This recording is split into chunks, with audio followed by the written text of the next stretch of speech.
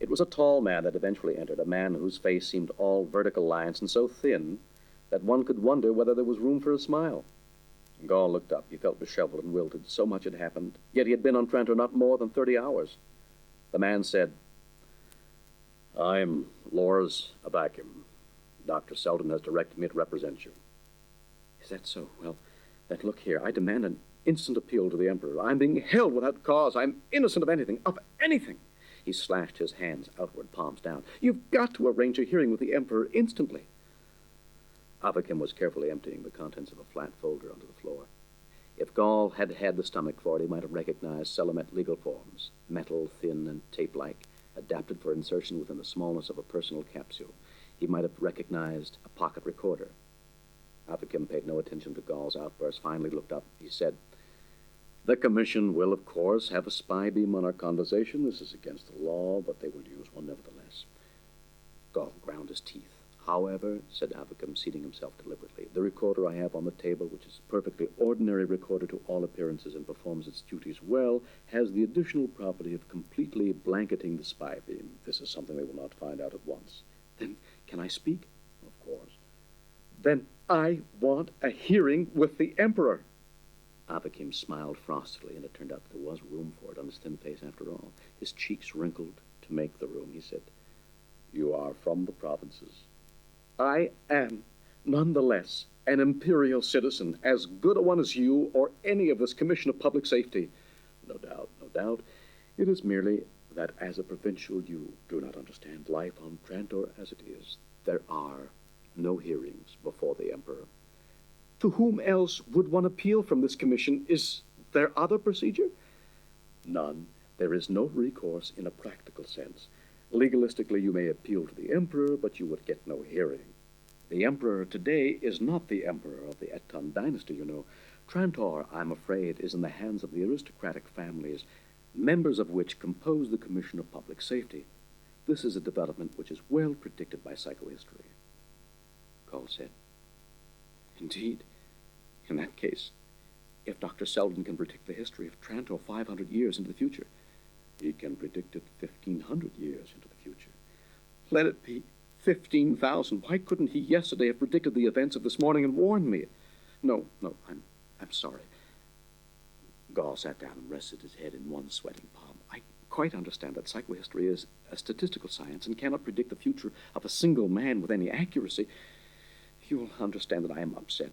"But you're wrong. Dr. Selden was of the opinion that you would be arrested this morning." "What?" "It is unfortunate but true. The Commission has been more and more hostile to his activities. New members joining the group have been interfered with to an increasing extent. The graphs show that for our purposes the matter might best be brought to a climax now. The Commission of itself was moving somewhat slowly, so Dr. Selden visited you yesterday for the purpose of forcing their hand. No other reason." Gall caught his breath. "I resent..." "Please.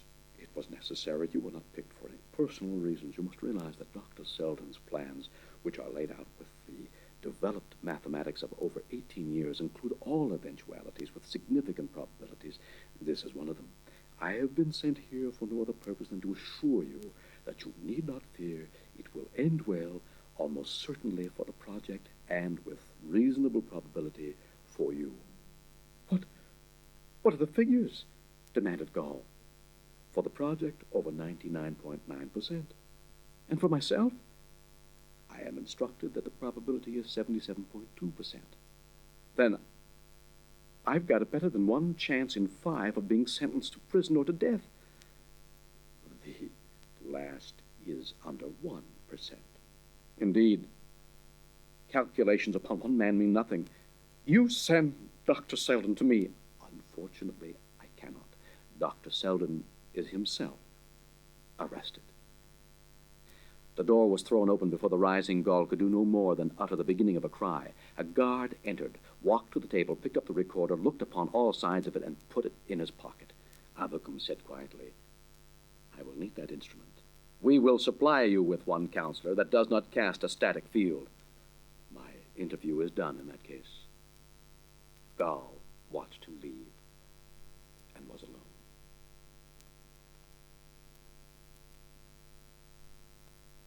The trial, Gall supposed it to be one, though it bore little resemblance legalistically to the elaborate trial techniques Gall had read of, had not lasted long. It was in its third day, yet already Gall could no longer stretch his memory back far enough to embrace its beginning. He himself had been but little pecked at. The heavy guns were trained on Dr. Selden himself. Harry Selden, however, sat there unperturbed. To Gall, he was the only spot of stability remaining in the world. The audience was small and drawn exclusively from among the barons of the empire. Press and public were excluded, and it was doubtful that any significant number of outsiders even knew that a trial of Selden was being conducted. The atmosphere was one of unrelieved hostility toward the defendants. 5 of the Commission of Public Safety sat behind the raised desk. They wore scarlet and gold uniforms and the shining, close-fitting plastic caps that were the sign of their judicial function. In the center was the Chief Commissioner, Linge Chen. Gall had never before seen so great a lord, and he watched him with fascination. Chen, throughout the trial, rarely said a word. He made it quite clear that much speech was beneath his dignity.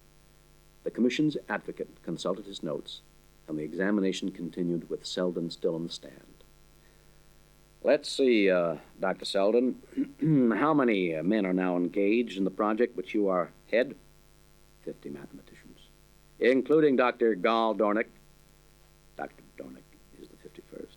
Oh, then we have 51 then. Search your memory, Dr. Selden. Perhaps there are 52 or 53 or perhaps even more. Dr. Dornick has not yet formally joined my organization. When he does, the membership will be 51. It is now 50, as I have said. Not perhaps nearly 100,000? Mathematicians, no. I did not say mathematicians. Are there 100,000 in all capacities? In all capacities, your figure may be correct. Maybe. I say it is. I say that the men in your project number 98,572. I believe you're counting women and children. 98,572 individuals is the intent of my statement. There is no need to quibble. I accept the figures. Let us drop that for the moment, then, and take up another matter which we have already discussed at some length. Would you repeat, Dr. Selden, your thoughts concerning the future of Trantor? I have said, and I say again, that Trantor will lie in ruins within the next 5 centuries. You do not consider your statement a disloyal one?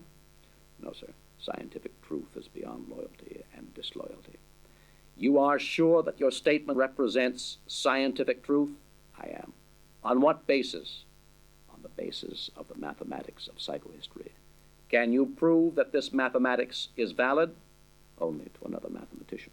Then your claim is that your truth is of so esoteric a nature that it is beyond the understanding of a plain man. It seems to me the truth should be clearer than that, less mysterious, more open to the mind.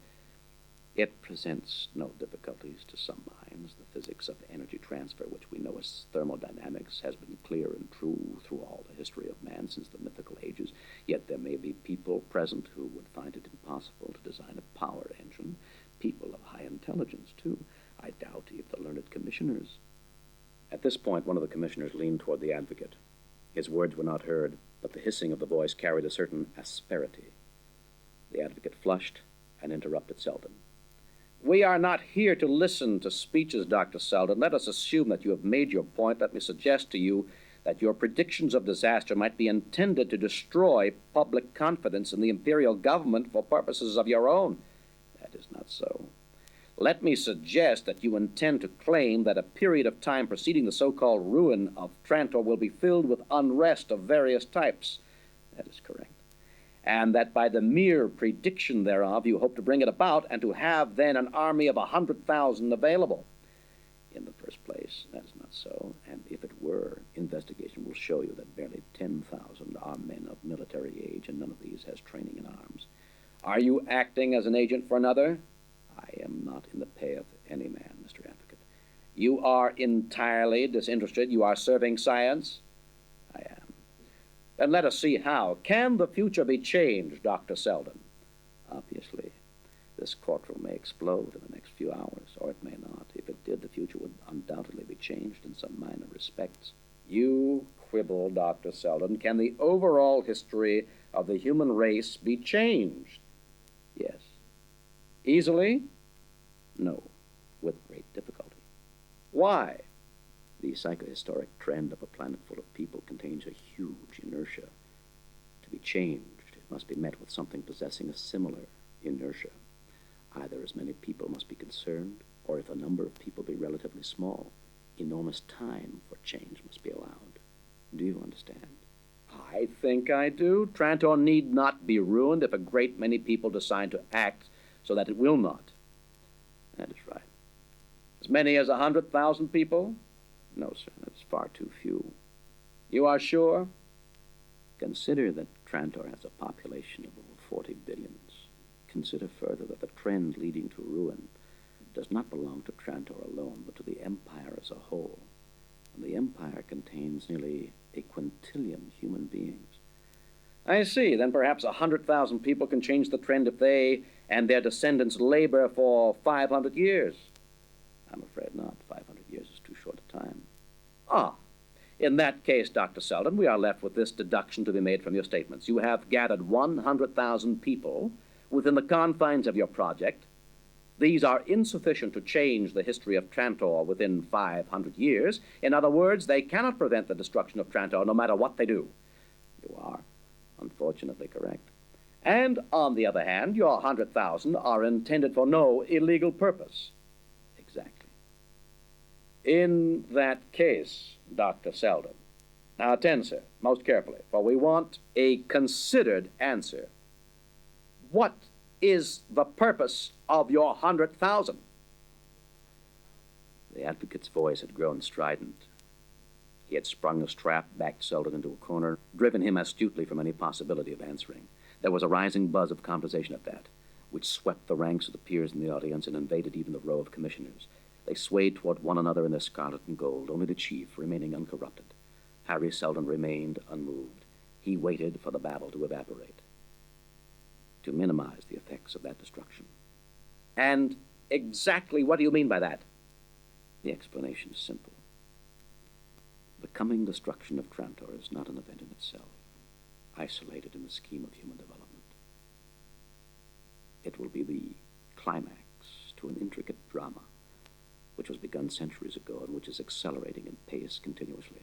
I refer, gentlemen, to the developing decline and fall of the Galactic Empire. The buzz now became a dull roar. The advocate, unheeded, was yelling, "You are openly declaring that—" and stopped because the cries of treason from the audience showed that the point had been made without any hammering. Slowly, the chief commissioner raised his gavel once and let it drop. The sound was that of a mellow gong. When the reverberation ceased, the gabble of the audience also did. The advocate took a deep breath. Do you realize, Dr. Selden, that you are speaking of an empire that has stood for 12,000 years, through all the vicissitudes of the generations, which has behind it the good wishes and love of a quadrillion human beings? I'm aware both of the present status and the past history of the empire. Without disrespect, I must claim a far better knowledge of it than any in this room. And you predict its ruin? It is a prediction which is made by mathematics. I pass no moral judgments. Personally, I regret the prospect. Even if the empire were admitted to be a bad thing, an admission I do not make, the state of anarchy which would follow its fall would be worse. It is that state of anarchy which my project is pledged to fight. The fall of the empire, gentlemen, is a massive thing, however, and not easily fought. It is dictated by a rising bureaucracy, receding initiative, the freezing of caste, the damning of curiosity, 100 other factors. It has been going on, as I have said, for centuries, and it is too majestic and massive a movement to stop. Is it not obvious to anyone that the empire is as strong as it ever was? The appearance of strength is all about you. It would seem to last forever. However, Mr. Advocate, the rotten tree trunk, until the very moment when the storm blast breaks it in two, has all the appearances of might it ever had. The storm blast whistles through the branches of the empire even now. Listen with the ears of psychohistory, and you will hear the creaking. We are not here, Dr. Selden, to... The empire will vanish, and all its good with it. its accumulated knowledge will decay, and the order it has imposed will vanish. Interstellar wars will be endless. Interstellar trade will decay. Population will decline. Worlds will lose touch with the main body of the galaxy. And so, matters will remain. Forever? Psychohistory, which can predict the fall, can make statements concerning the succeeding Dark Ages. The Empire, gentlemen, as has just been said, stood 12,000 years. The Dark Ages to come will endure not 12, but 30,000 years. The Second Empire will rise, but between it and our civilization will be 1,000 generations of suffering humanity. We must fight that. You contradict yourself. You said earlier that you could not prevent the destruction of Trantor, hence, presumably, the fall, this so-called fall of the Empire. I do not say now that we can prevent the fall, but it is not yet too late to shorten the interregnum which will follow. It is possible, gentlemen, to reduce the duration of anarchy to a single millennium if my group is allowed to act now. We are at a delicate moment in history. The huge, onrushing mass of events must be deflected just a little, just a little. It cannot be much, but it may be enough to remove 29,000 years of misery from human history. How do you propose to do this? By saving the knowledge of the race. The sum of human knowing is beyond any one man, any 1,000 men. With the destruction of our social fabric, science will be broken into 1,000,000 pieces. Individuals will know much of exceedingly tiny facets of which there is to know. They will be helpless and useless by themselves. The bits of lore, meaningless, will not be passed on. They will be lost through the generations. But if we now prepare a giant summary of all knowledge, it will never be lost. Coming generations will build on it and will not have to rediscover it for themselves. 1 millennium will do the work of 30,000. All this? All my project, my 30,000 men with their wives and children are devoting themselves to the preparation of an Encyclopedia Galactica. They will not complete it in their lifetimes. I will not even live to see it fairly begun. But by the time Trantor falls, it will be complete, and copies will exist in every major library in the galaxy. The Chief Commissioner's gavel rose and fell. Harry Seldon left the stand and quietly took his seat next to Gall. He smiled and said, "How do you like the show?" Gall said, "You stole it. Well, what will happen now?" "They'll adjourn the trial and try to come to a private agreement with me." "How do you know?" Seldon said, "I'll be honest. I don't know. It depends on the Chief Commissioner. I've studied him for years. I've tried to analyze his workings. But you know how risky it is to introduce the vagaries of an individual in the psychohistoric equations. Yet, I have hopes." Avakim approached and nodded to Gall, leaned over to whisper to Seldon. The cry of adjournment rang out, and guards separated them. Gall was led away. The next day's hearings were entirely different. Harry Seldon and Gall Dornick were alone with the commission. They were seated at a table together with scarcely a separation between the 5 judges and the 2 accused. They were even offered cigars from a box of iridescent plastic which had the appearance of water endlessly flowing. The eyes were fooled into seeing the motion, although the fingers reported it to be hard and dry. Seldon accepted one. Gall refused. Seldon said, "My lawyer is not present." A commissioner replied, "This is no longer a trial, Dr. Seldon. We are here to discuss the safety of the state." Lin's chin said, "I will speak." And the other commissioners sat back in their chairs prepared to listen. A silence formed about Chen into which he might drop his words. Gall held his breath. Chen, lean and hard, older in looks than in fact, was the actual emperor of all the galaxy. The child who bore the title itself was only a symbol manufactured by Chen, and not the first such either. Chen said, "Dr. Seldon, you disturb the peace of the Emperor's realm. None of the quadrillions living now among all the stars of the galaxy will be living a century from now. Why then should we concern ourselves with events of 5 centuries' distance. I shall not be alive half a decade hence, said Selden, and yet it is of overpowering concern to me. Call it idealism. Call it an identification of myself with that mystical generalization to which we refer by the term man. I do not wish to take the trouble to understand mysticism. Can you tell me why I may not rid myself of yourself and of an uncomfortable and unnecessary 5-century future which I will never see by having you executed tonight? A week ago, said Selden lightly, you might have done so and perhaps retained a 1 in 10 probability of yourself remaining alive at year's end. Today, the 1 in 10 probability is scarcely 1 in 10,000. There were expired breaths in the gathering and uneasy stirrings.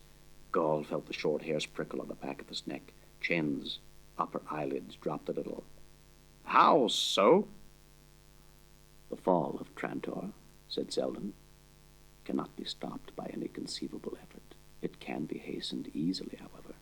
The tale of my interrupted trial will spread through the galaxy. Frustration of my plans to lighten the disaster will convince people that the future holds no promise to them. Already they recall the lives of their grandfathers with envy. They will see that political revolutions and trade stagnations will increase. The feeling will pervade the galaxy that only what a man can grasp for himself at that moment will be of any account. Ambitious men will not wait, and unscrupulous men will not hang back.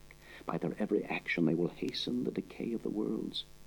Have me killed, and Trantor will fall not within 5 centuries, but within 50 years. And you, yourself, within a single year. Chen said, these are words to frighten children, and yet your death is not the only answer which will satisfy us. He lifted his slender hand from the papers on which it rested, so that only 2 fingers touched lightly upon the topmost sheet. Tell me, he said, will your only activity be that of preparing this encyclopedia you speak of? It will. And need that be done on Trantor? Trantor, my lord, possesses the Imperial Library, as well as the scholarly resources of the University of Trantor. And yet, if you were located elsewhere, let us say upon a planet where the hurry and the distractions of a metropolis will not interfere with the scholastic musings, where your men may devote themselves entirely and single-mindedly to their work, might that not have advantages? Minor ones, perhaps. Such a world has been chosen, then. You may work, Doctor, at your leisure with your 100,000 about you.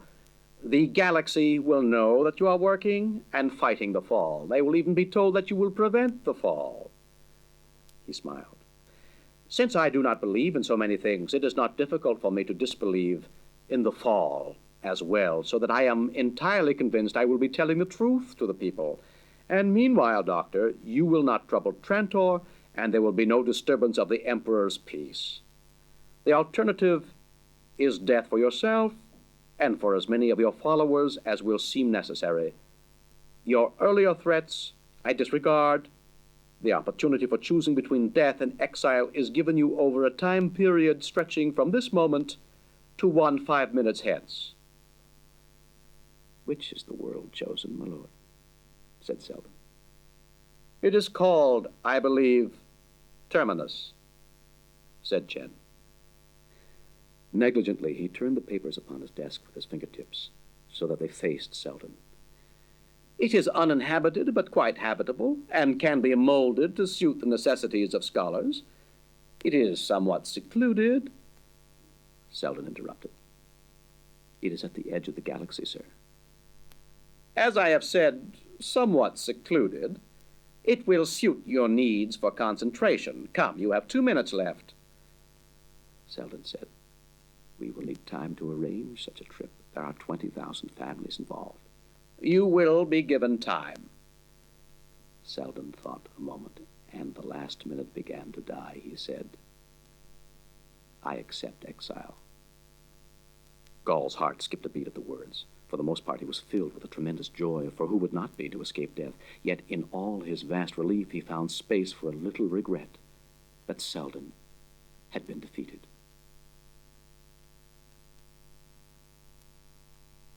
For a long while they sat silently as the taxi whined through the hundreds of miles of worm-like tunnels toward the university, and then Gall stirred. He said, "Was what you told the commissioner true? Would your execution have really hastened the fall?"